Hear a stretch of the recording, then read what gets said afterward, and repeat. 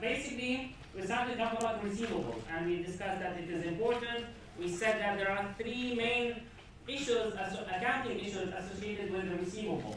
First one is recognizing them. And we said that this is easy. This is what we've been doing so far. For service companies, when they recognize the receivable when they provide the service. So they will debit accounts receivable, credit, service revenue. That's giving that they provide the service on account. Okay? On the other hand, if it is a merchandising company, it's when they make a sale. So basically you have, when the sale obligation is fulfilled, they would debit accounts receivable, credit, sales revenue. That's what we have been doing so far, right? That's nothing new. The second problem is valuing accounts receivable. And the main issue with valuing accounts receivable is how much are we going to report as accounts receivable? What's the problem with the amount that will be reported? What's the problem with accounts receivable? Exactly, not all of them will be paid. So actually, it's Katrina, right? Jane, I'm sorry. I apologize. So, you have certain customers may default on the payments. Not everyone will be able to make the payment on time. Okay? It could be for different reasons. For instance, the customer, if it's a company, they might go bankrupt. If they go bankrupt, you may not collect your money. Sometimes they have shortage on cash, so they might not pay you the money on time. It becomes, if it is, let's say, 210 net 30, the amount must be collected within 30 days. And if not, it will become a different story, right? And then you have, if you were, for example, talking about individuals, like in the recession, recently in 2008, a lot of people lost their houses and lost some, because they lost their jobs, they were not able to make a payment on time, right? This is when a lot of people defaulted. Companies, they have to make some kind of an adjustment. They have to recognize this loss. Okay? This is the main issue here. When are they going to recognize the loss?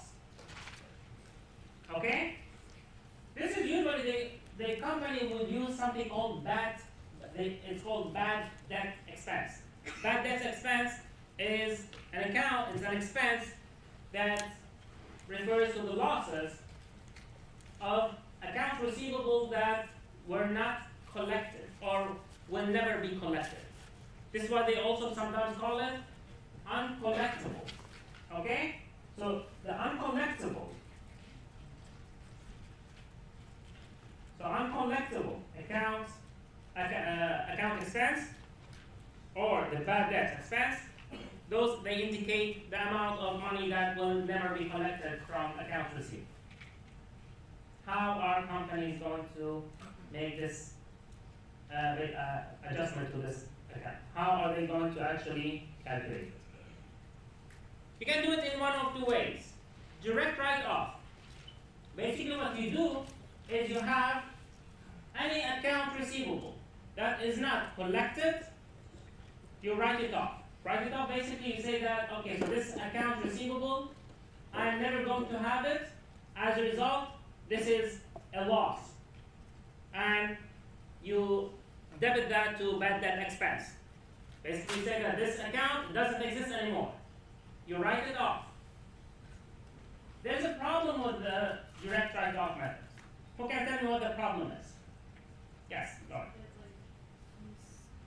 Like your balance and punish things, it's in two different periods. It is in two different periods. So what's going to happen? Let's say that you make a sale on account in December, okay? And it's due in January.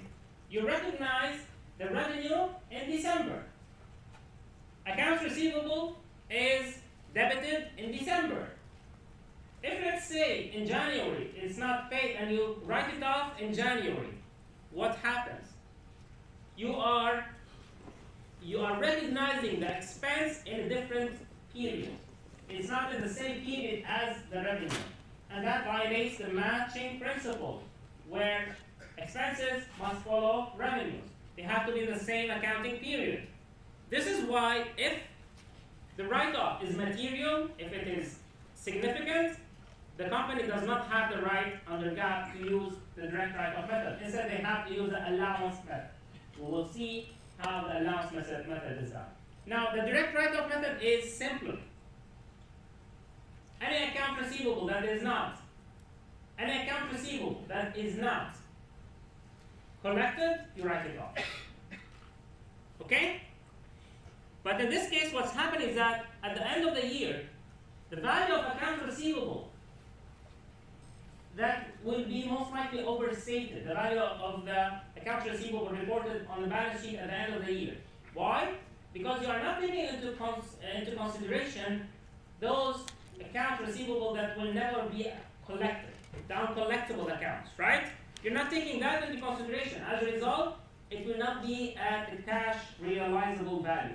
Cash realizable value is the amount of cash that we expect to actually receive from that account. Okay? So the cash realizable value, it's not, basically the accounts receivable will be stated at the original amount, which does not reflect the actual cash realizable value that you expect to get from those accounts. The other method is allowance method. Okay? The allowance method is mostly talks about, basically the way you do it is in advance, you say that, okay, I expect based on previous history, based on last year and the year before, I expect a certain percentage of my receivables or a certain percentage of my credit sales never to be collected. That's like the average of previous years. You look at the previous years and you say, okay, based on last year's numbers, those are the accounts, because that information you already know it. You know what happened in the past, right? You know which accounts defaulted and which accounts actually were collected. So you can easily calculate the percentage of the uncollectibles. You take that information and you recognize it now in the same accounting period as the revenue. Now this does not mean that this is actually the amounts that are uncollectible. This is an estimation method. So what you're doing here is you're saying, okay, based on last year and the year before, I believe or I think that the amount that will not be collected is, let's say, 7%. We will learn a little in a few slides, in a while we will learn how to calculate that. But let's say that, for example, you know that based on previous years, I expect that 7% of my account receivable will not be collected. So you consider this, you recognize those 7% as bad debt expense. You recognize it in advance. Okay, this is why they call it an allowance. It's an allowance method. You allow for 7% to be uncollectible. This may not be exactly the amount. We'll learn later on how to deal with that. Okay? So this is why in this case accounts receivable would be actually reported at cash realizable value. You are not violating the matching principle because you are matching the bad debt expense with the revenues from that year. So your accounts receivable will be reflecting the amount that you expect to receive. Okay? This is the method that we are supposed to use under GAAP. Let's see how we do that. Just before we move on, to tell you how problematic the direct write-off method can be and why it's not allowed. One of the reasons why it's not allowed under GAAP. Let's say that usually whenever you apply for basically whenever you try to get a computer, for example, on loan, etc., unless you pay directly using your credit card, if you try to get financed by the company, Let's say that you go to Best Buy and you try to buy a laptop for $1,500 and they will finance it. They will run your credit, etc. They will check your credit and your history to make sure that you will be able to pay it in the future, right? Let's say instead, in December, Best Buy, they start some kind of promotion. Anyone, without running any credit checks or any verification methods, anyone can go and buy a laptop and they will finance it. That will be, of course, a huge sale, right? They will be selling, let's say they sold a million, I'm just giving any numbers, a million laptops. Each one of them is 1,500. They will get $1.5 billion, right? As what? Sales revenue. That's in 2015. What happens is that, say that 30% of those who got those laptops, they default in the future. They don't pay. The company did not make any, basically any verifications, they did not check any credits, etc. So there are people who will default on the payments.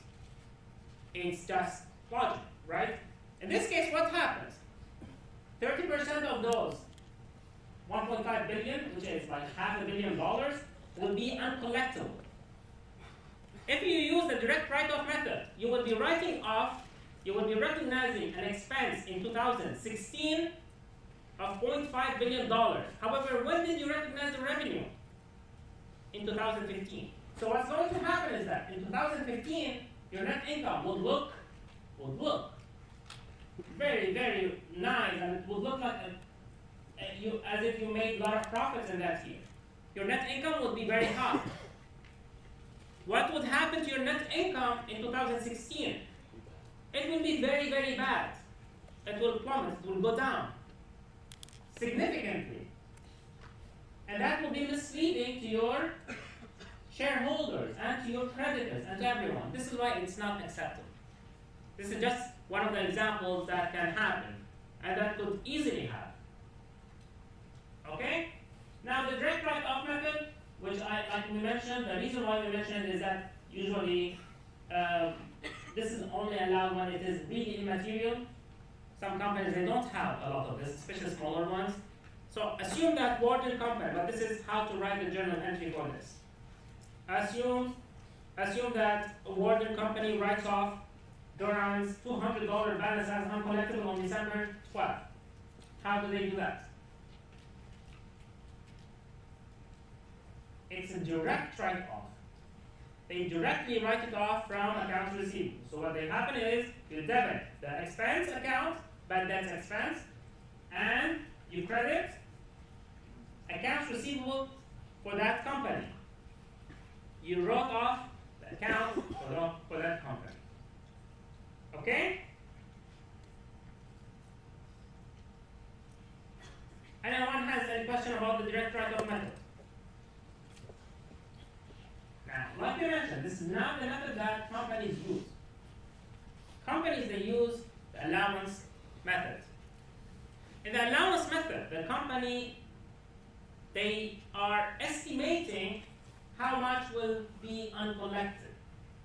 What's the percentage or what's the amount that will be, so that the company will not be able to collect from those accounts receivable.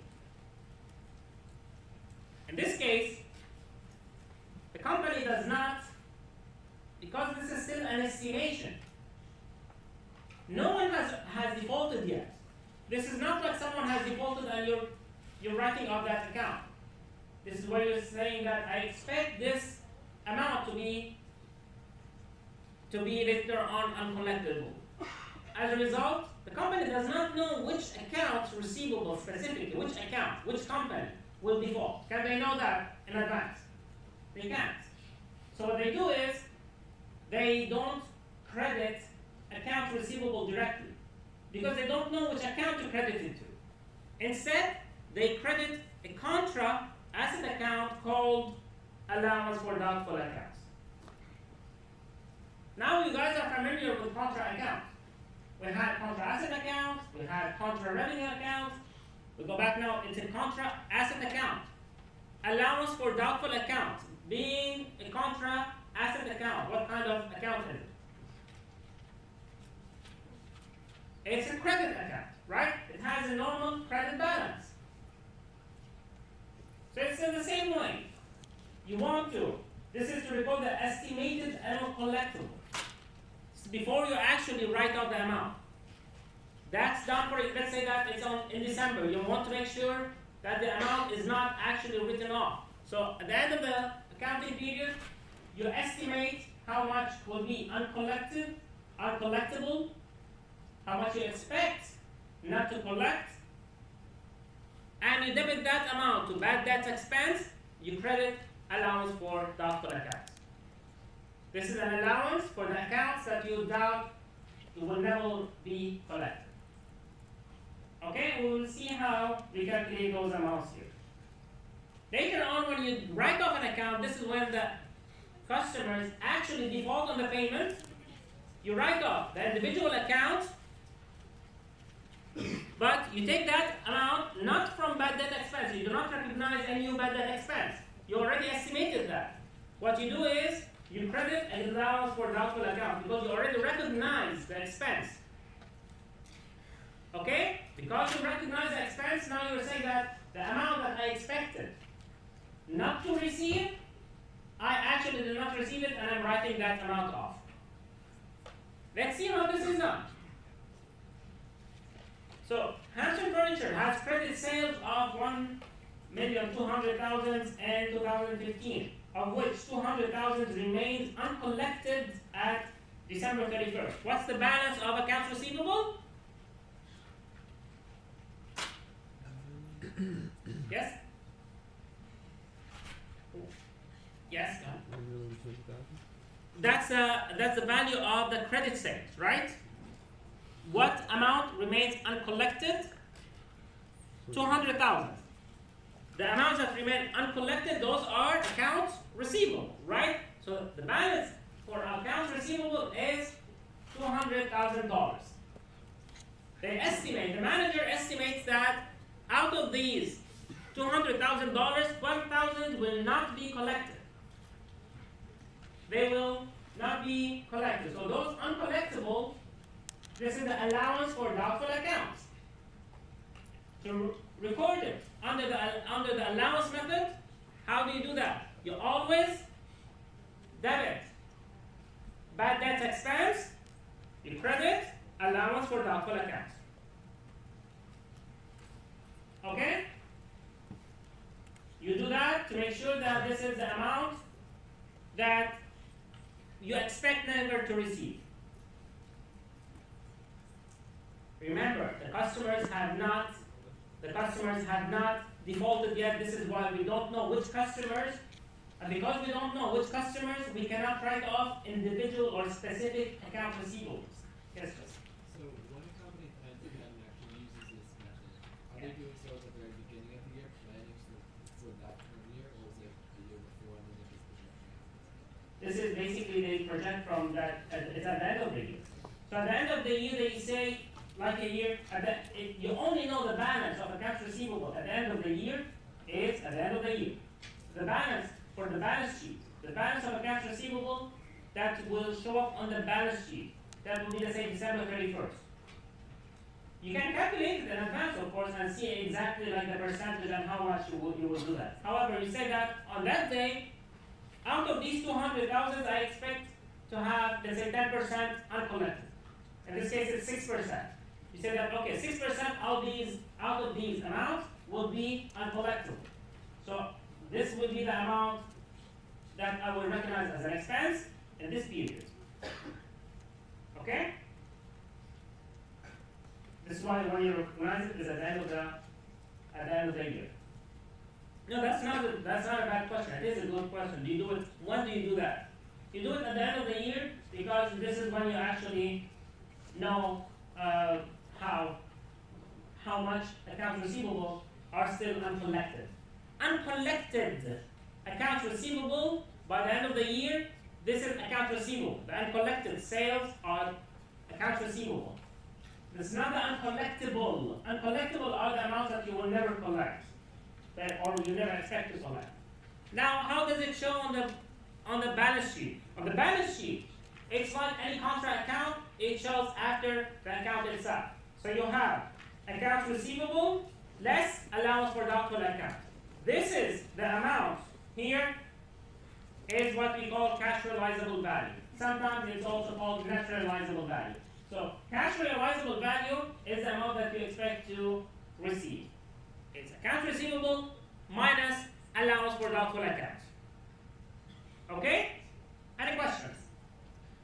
Got it. When you're actually like when you're kind of like reversing it, when you're We did not reverse. no, I don't know. I'm saying when you debit allowance for doubtful accounts, when is that actually occurring? This is when you mean the write-off. Yeah. We'll see that in a second. Write-off happens when you actually have a client who defaulted on the payment. When the client actually tells you, I'm not going to pay. But if you're doing that at the end of the year, then how is it going to be the same period? You will not do that in the same period. It won't be the same period. No, the write-off is not necessarily the same period. You already recognize the expense, the estimation of the expense. So that the allowance itself, the first time we did that was to recognize the expected value that will not be collected in the future. So you are expecting, so basically you are estimating the value that will be written off in the future. When you write it off in the future, you have already recognized the expense. So you're not going to touch the expense anymore. What you will say is simply, what I expected not to pay, what you expected not to receive, you actually did not receive. Or the amount that you expected customers to default, you actually, there were those customers who actually defaulted in the same amount, or something similar. This is when we record the write-off. As you can see, the write-off is on March 1st. So this is where, there's one thing. The company will not write off immediately accounts receivable. It's not that so the first day after the 30th day, so it's within 30 days the amount was supposed to be paid. It's not like on the 31st day they will write off the account. They will contact the customer. They will try different ways. They will extend the credit. They will do one thing. They will convert it to a loan, etc. It's only when they lose all hope of collecting that account receivable, only then do they write off that account. And this is why usually not everyone has access to writing off the account. Usually only the manager or someone like high in the company who has the authority to write off the account. Because this is money that you will be writing off. You're saying basically that, okay, I'm going to stop trying to get that money. A lot of companies, they will try collecting agencies. They might try to contact the customer themselves and ask them if they wanted to convert the accounts receivable to a loan that would bear interest, that would lead to accumulating interest. All these things before they actually lose hope. Once they lose hope, they will write it off. This happens after the end of the year. So as you can see, this is the account. It was in the manager decided to write it off on March 1st. That's way after December 31st, 2015. How do you write it off? When you write off an account under the allowance method, you do not touch the expense. You recognize the expense already. What you're doing is you debit allowance for doubtful accounts and you credit accounts receivable for that customer. Okay? In this case, you credit accounts receivable for that customer. You say that, okay, that company, account, I'm removing that account from my records. I don't have anyone. Any questions? Yes. Yes. So like after you give up, if the customer like randomly does pay you, We will talk about that in 1 or 2 slides. You guys are way ahead of me. Giving me a headache. But that means at least that you are paying attention. That's good. So I'm not going to complain. I'm happy about that. Because that actually does happen. Sometimes the customer, you have 6 months later, the customer will come back and pay you the money. Probably, let's say that the customer had lost their job, they defaulted on the payment, there was no way for them to pay you back, they got another job, they started making money, and then they wanted to pay their debts. It's not like you are bad people. It's simply, sometimes they simply cannot make a payment. So in this case, what happens? You already wrote off the account. You reverse it. You reverse this entry. Say that, okay, so that write-off, we'll have to reverse it now. But we'll see how this is done. Okay? So this is a comparison. This is basically when you look at the write-off, it does not affect bad debts expense. Okay? The cash realizable value does not change before and after the allowance. Before and after the write-off, I'm sorry. So before and after the write-off, it's not going to affect cash realizable value. Because the cash realizable value, it depends basically on how much you actually originally expected, or your original estimation of the bad debts expense. Okay? Any questions? Okay. Now as you can see, the balance used to be 200,000, now it's 199,500. Because you wrote off 500 from that account. At the same time, your allowance, this is the amount, this is the estimation of the accounts that will be uncollectible. Because it was already written off, so it's taken off from those amounts. Let's do the T account for those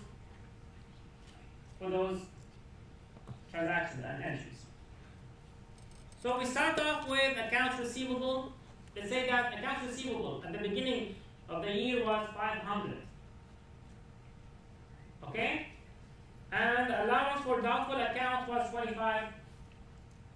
$25 credit. Remember, it's a credit account. Now, you will see that it's not always that allowance for doubtful account will have a zero balance. This is when the amount of write-off is different from the estimation. Remember that this is an estimation, it's not an exact number. So you might write off more accounts receivable than your allowance, or you might write off less. So it could be less or more. Okay? If you wrote off less, you end up with a credit balance. If you wrote off more, you end up with a debit balance. Okay? So let's do that. This is the balance sheet, and we have accounts receivable less the original. This is the cash realizable value. Now this is one way to present it. Sometimes you also might present it like this. It says accounts receivable net of $25 allowance. It says the same thing. It's exactly the same, has the same meaning. It's simply said differently. Okay? It's like saying, for example, when you reach school or when you get to school or when you arrive to school, it's the same meaning. Accounts receivable, net of 25 allowance, or accounts receivable, and then you have underneath it a line item that says, basically an account that says less allowance for doubtful accounts. Okay? It says this, it has the same meaning. So the first journal entry is to recognize, basically this is for credit sale of 100. Credit sale, here we're not including the revenue. Here we're only looking at two accounts. Accounts receivable and allowance for doubtful accounts. Okay? When you have sales for 100, it's a credit sales, that means it's sales on account. You debit accounts receivable, you credit sales revenue. So if we had here another account, if you wanted to do the whole thing, you would have here also service revenue, you credited 100. Sales revenue, sorry. So sales revenue, you would credited 100. Here we don't care about that. At this point, we're only looking at accounts receivable and allowance for doubtful accounts. So let's see how these two are affected. Okay? So we have credit, we have a debit to accounts receivable by 100. You add it here. You debit, you add it to the debit side. Next, we collected 333 on account. What do? When you collect a certain amount on account, what happens? You receive cash, right? So you debit cash, you credit accounts receivable. This is the amount that you already received. So you are crediting accounts receivable. You credit accounts receivable 333. Sometimes you write a note next to that these were collected, if you want. So this is the collection, 333. Again, we're not including the cash account here. So far, we have not touched on the allowance for doubtful accounts. We have an adjustment of $15 for estimated bad debts. This is, at the end, this is where you are trying to, this is where you want to recognize the bad debts expense. What do? You debit bad debts expense and you credit allowance for doubtful accounts. Okay? We are crediting doubtful accounts, so allowance for doubtful accounts will be credited $15. This is based on the estimation, which we will learn how to calculate shortly. Any questions so far? This is straightforward so far, right? Then the company, the management decide, for example, to write off certain accounts that they basically lost hope of ever collecting. In this case, for the write-off, you debit allowance for doubtful accounts, you credit accounts receivable. So it will show on both sides, 10 and 10. This is a write-off. Okay? The balances are shown at the bottom. The new, at the end of the year, the balance sheet will show this amount. It will show 227. This is net of 30 allowance. You can also call it account receivable 257 less allowance for doubtful accounts 30. That would say it in the same way. There is no preference. It simply depends on what the company uses. It exactly has the same name. Any questions about that? This is the cash realizable value. So if in the book they ask you, or in the homework, or in the exam, we ask you about cash realizable value. We're talking about the net value, okay? The allowance deducted from, this is actually deduct the allowance from accounts receivable. Any questions?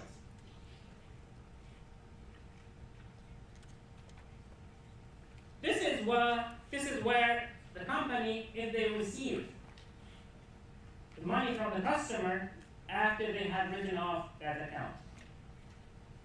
So they lost hope, they wrote off the account, and then all of a sudden the customer comes back and pays that amount.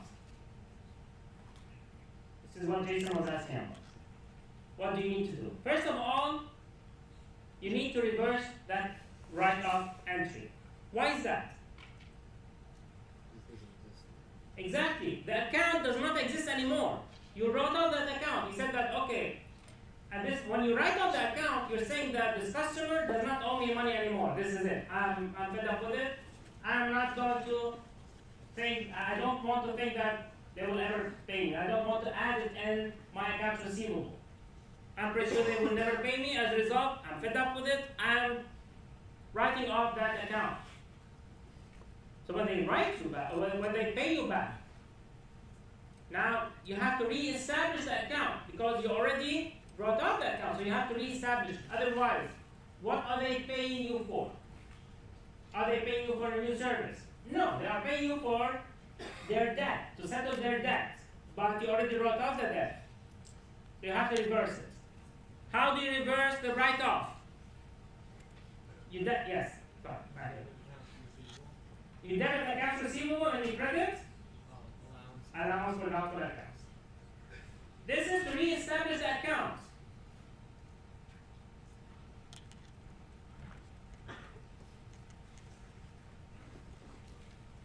Next step would be to recognize debit cash and credit accounts receivable. This is where you want to recognize and for the dance as well. Not just for the correct answer, but for the dance as well. Now, this is where the company is recognizing the receipt of money. Okay? The net effect on the recovery of an uncollectible account, it has zero effect on accounts receivable. As you can see, we debited accounts receivable, we credited accounts receivable. So the balance on accounts receivable will not be changed at all. It will be the same thing. You added the amount and then you removed it immediately. Okay? So you have to keep that in mind. The recovery of write-off will not affect the balance of your accounts receivable. Any questions about that?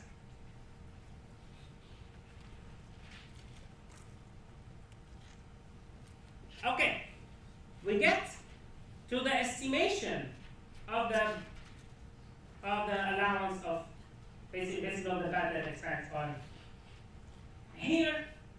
So far, in the examples and in the journal entries that we made, we were told that the management or the manager estimates basically the uncollectible accounts to be of the value of XYZ. But how do they calculate it? There are one of two ways. So basically they use, generally speaking, companies, they use one of those two methods. Either percentage of sales or percentage of receivables. Percentage of sales, it simply says that, okay, last year we had $100,000 of credit sales, and 7% of these were uncollectible. So if this year you have 200,000, it's still 7% of these amounts of the credit sales.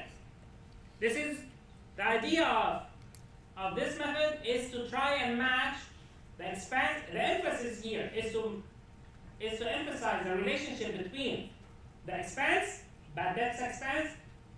So this is between bad debt expense and the revenue. So the emphasis here, they call it, the emphasis is on income statement presentation. Expenses and revenues. The other method is, it focuses on the cash realizable value. It focuses on the balance sheet presentation. Basically, what you say is, generally speaking, every year I have 20% of my accounts receivable are uncollectible. So if this year I have $100,000 as account receivable, I expect 20,000 to be uncollectible. Okay, so the allowance for doubtful accounts and the bad debt expense, the estimation would be 20% of the amount of accounts receivable. Now the companies, they use a schedule called the aging method. This is also called the aging method. The reason why it's called the aging method, it simply, we will see that in a second, it follows the age of each account receivable. Because usually, the longer the period, the higher the probability that the customer is not going to pay that amount. If they defaulted for 6 months, it's less likely that this customer will pay you back compared to someone who maybe they forgot to make a payment at the end of the month and they are only late by 5 days. The likelihood of repaying you will go down with time. Okay? This is why they also call it the aging method. Both methods are acceptable. Okay? And for both methods, the company would use previous numbers. They would use last year's numbers. So for the percentage of sales, and like I said, the percentage of sale, the important thing is you look at the sales. So in this example, assume that Gonzalez company elects to use the percentage of sales basis. It concludes that 1% of net credit sales will become uncollectible. If net credit sales for 2015 are 800,000, what would be the adjusting entry in this case? The adjusting entry is always the same as far as the accounts are concerned. You debit bad debt expense, you credit allowance for doubtful accounts. Okay? The amount is the only thing that will change depending on which method you use. Okay, in this case it is 8%. It's 1%. 1% multiplied by 800,000. Any questions? Yes. I thought the percentage of sales method was between the sales and the bad debts expense. So, Same thing, yeah. where like the doubtful accounts, where would that come into this? If you could explain that a little. The number is 1% off. Right. So I'm saying like, how does the basically the difference of like why this one is used versus the other one, like the bad debt on the debit side. It's always like that. Okay. So the debit, you will to record the bad debt expense. You always debit bad debt expense. You credit allowance for doubtful accounts. Whether you use the percentage of sales or whether you use the percentage of accounts of receivables, the only thing that will change is this amount. Basically, the way you estimate the amount.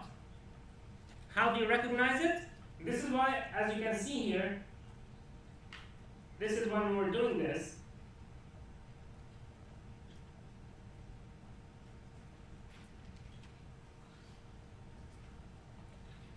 I put here triple X's. It doesn't matter what the number is. In this case, this is based on estimation. So this one is based on estimate.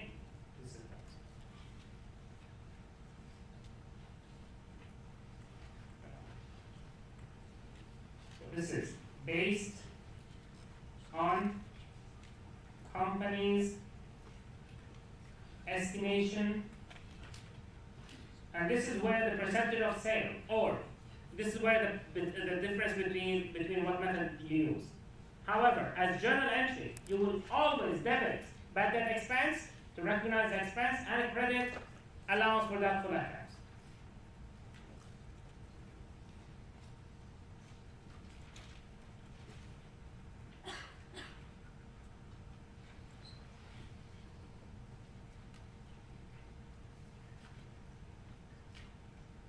Okay?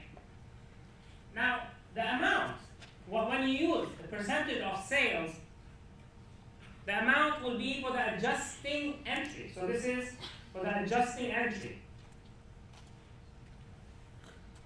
That's the adjustment itself. Okay? You'll see in a second why. Remember that when you use the percentage of sales, you are calculating the adjustment itself. Okay?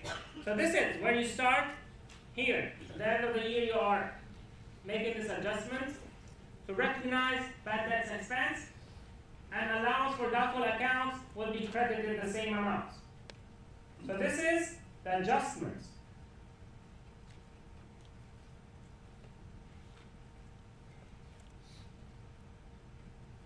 That's the amount that will go on the adjusting entry.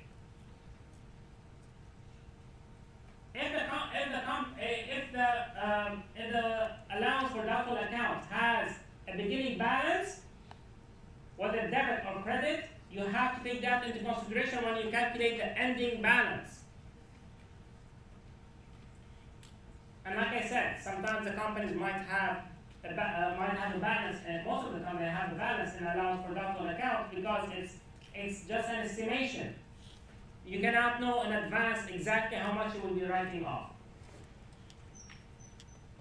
Any question about the percentage of sales?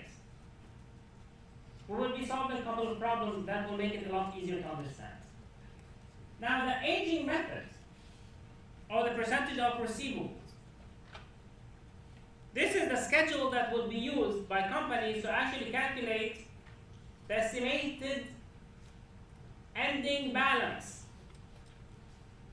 So here, this amount will be the ending balance.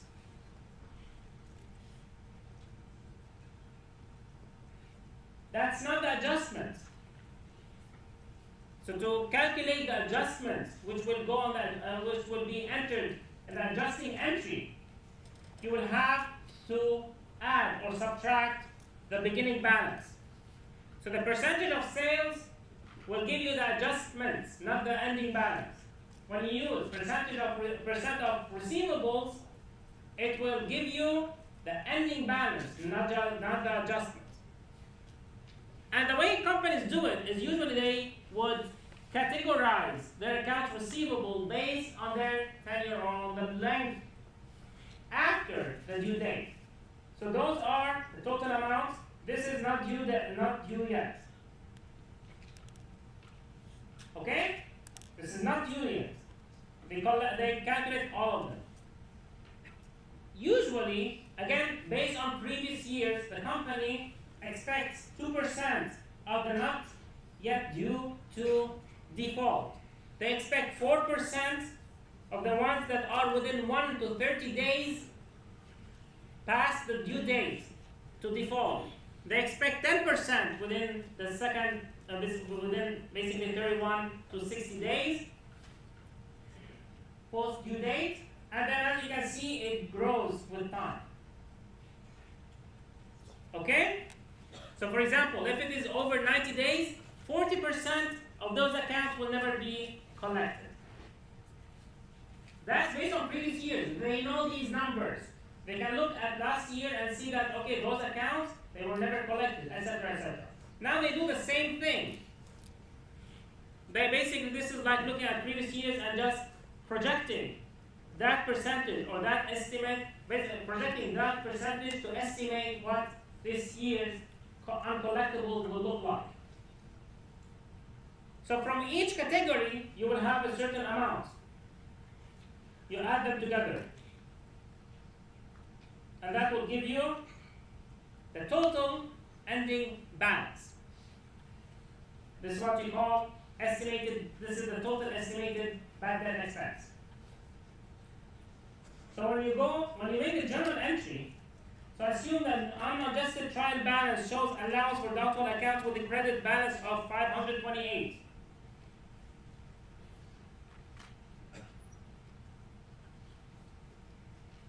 So doubtful account was 528. Prepare the adjusting entry assuming 2,228 is the estimated or is the estimate of uncollectibles. This one will give you the ending balance. So the ending balance is 2,228. How do you get from the beginning balance to the ending balance? Basically what you have is you have 528 plus adjustment equal 2,228.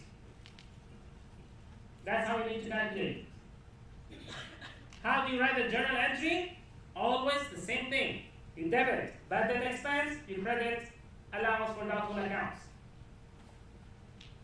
The number will be the difference between the beginning balance and the ending balance. That's the adjustment.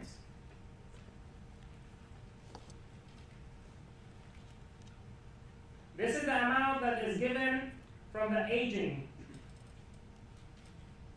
This is from the percent of receivables.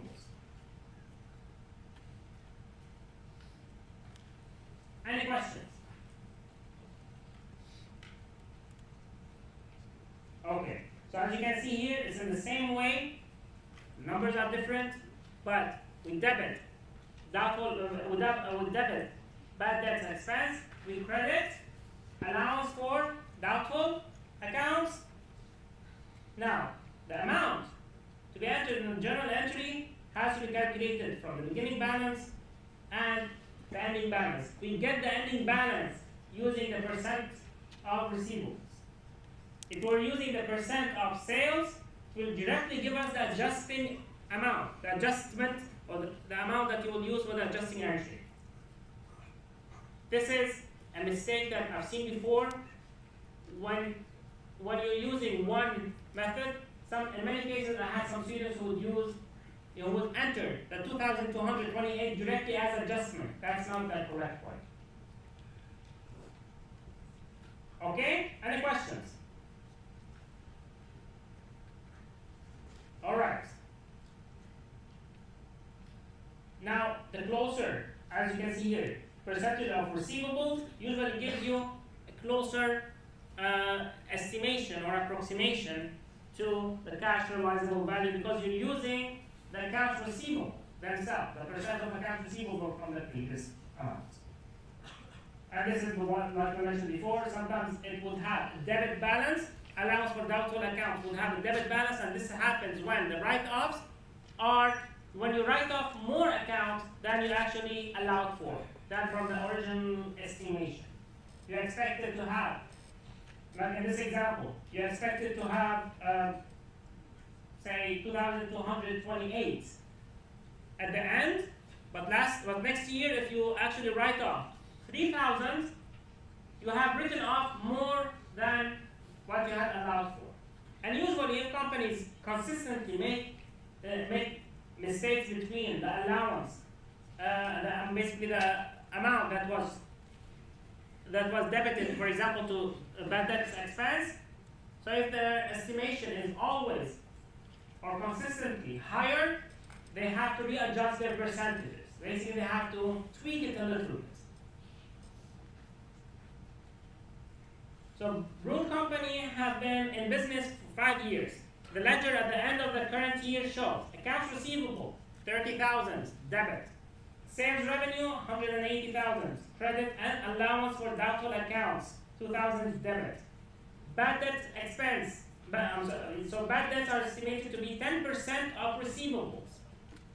Prepare the entry to adjust allowance for doubtful accounts. Take a minute to think about it, try it, and let's solve it afterwards. Okay, so how do you solve this? First of all, which method are they using? Percent of sales or of receivables? Percent of receivables. Given that percent of receivables, that will give us the ending balance or the adjustment? Ending balance. So the percent of sales will give you the adjustment. Percent of receivables will give you the ending balance. So in this case, we know that ending balance is equal to 10% multiplied by 30,000. So what's the ending balance? 3,000. So if you have here doubtful accounts, okay, that's fine. Doubtful accounts. Originally, they had a 2,000 debit balance. You need to have an ending balance of 3,000. This is the amount, 3,000 on the credit side. When you have, because this is a credit balance, it has a normal credit balance, right? So the debit will be minus. So basically what you have here is minus 2,000 plus adjustment equals 3,000.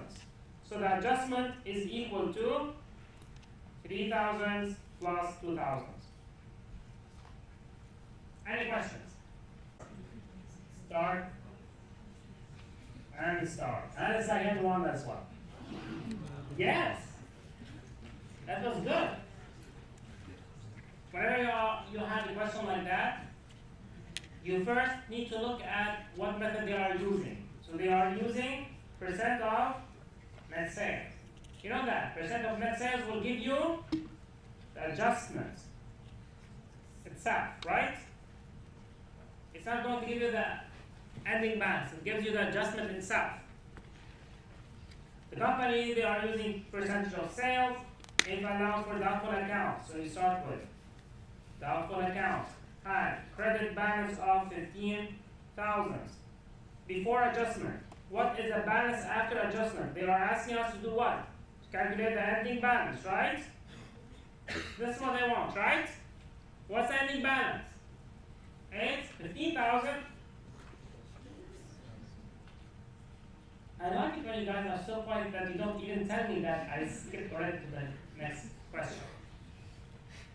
All of a sudden I look at my screen and it's a different question. And I wonder where did my writing, lovely handwriting go? Well, I don't know. No one tells me anything in this class. I hate it. What is the balance? Again, the adjustment will be equal to 1.5% multiplied by net sales, right? Multiplied by 800,000. That's equal to 12,000. So we know that this is 1,000. You just add them up. Any questions? Good. So the second one. Keep your clickers ready because we have a bunch of these. So, again, you first look at which method was used. So which method was used? We have net credit sales, okay, but which method was used? Percent of receivables. We have 10% of the balance in receivables. So we're using percent of receivables. Percent of receivables of accounts receivable will give you what? The ending balance. Okay? So basically what we have here, they are asking you if the accounts receivable balance and December 31st was 100,000, what is the required adjustments to the allowance for doubtful accounts? We have doubtful accounts. The ending balance. So the original, what was the original balance of account for allowance for doubtful accounts? It was a credit of 8,000. And then we have the adjustments. So you have 8,000 plus the adjustment, which could be positive or negative. If adjustment was negative, it would be on the debit side. In this case, we know that it has to be on the credit side because it's for this year. Anyways, it should be equal to 10% of the receivables, which is 10% of 100. You see the net sales? We're not going to use this information here. Okay? You have adjustments. It should be equal to 10,000. Right? What's missing? So you have during 2012, the company also, so let's read it from the beginning. They gave us the net sales. The beginning balance of allowance for doubtful accounts was a credit balance of 8,000. During the year, 15,000 of uncollectible accounts were written off. When you write off accounts receivable, what do? You debit. So we have 15,000 debited. You debited 15,000. So here we have 8,000 minus 15,000 plus adjustment equal to 10,000.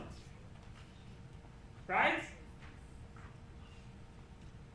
And then they tell us that past experience will tell you that this is 10%. The accounts receivable were 10,000. It's 10% of 100,000. I'm sorry. 10% of 100,000 is 10,000. That's the ending balance.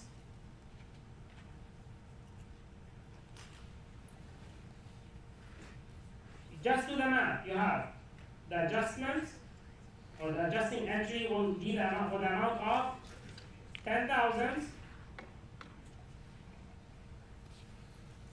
minus 8,000 plus 7,000, right? Plus, I'm sorry, not 7,000, 15,000, sorry. Which is equal to 17,000. Any questions? Okay. I actually went through the material a little bit faster today to try and solve as many problems as we can. Because I believe, especially for this chapter, solving the problems will help you understand much more than explaining the material as material.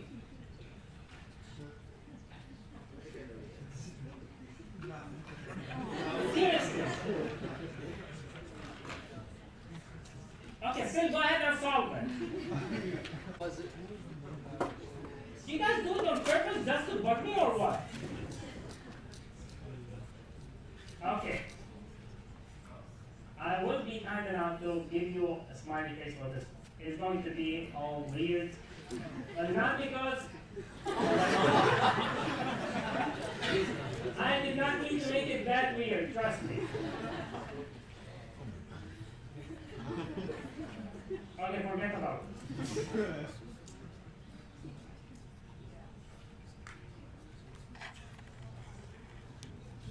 Let me see if this one will work. I don't know what's happened. Anyway, you've got stuck, as usual. Now, so you have a question like that, once again, what you do is, you start by identifying which method they use. So in this case, they use aging of accounts receivable. What does it mean? Aging of accounts receivable is the percentage of receivable. We know that the amount is, that will be the ending balance. So the ending balance, that will be challenging. Okay, I'm not going to do this. Which word? You can see it. People write down that they don't. Oh, I cannot do that. So, okay, I'm gonna put it right in here. Okay? So what we have here is, we know that ending balance is supposed to be, come on, 108,000. Okay? And those are expected to be uncollectible. At the beginning, we had 70,000 on the credit side. So you have 70,000. Okay? On the credit side, 70,000. Did you have any write-offs? So we have 70,000 plus the adjustment should be equal to 108.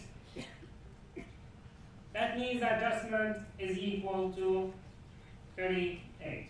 That's even easier than the question before. Okay? So you might have, it doesn't mean that you will always have one or the other. So as you can see, the questions are getting harder a little bit, right? Now, okay, so in this question, again, we had sales on account, cash sales, and collection on account. In addition, there was also some collection from previous year. What's the balance on accounts receivable?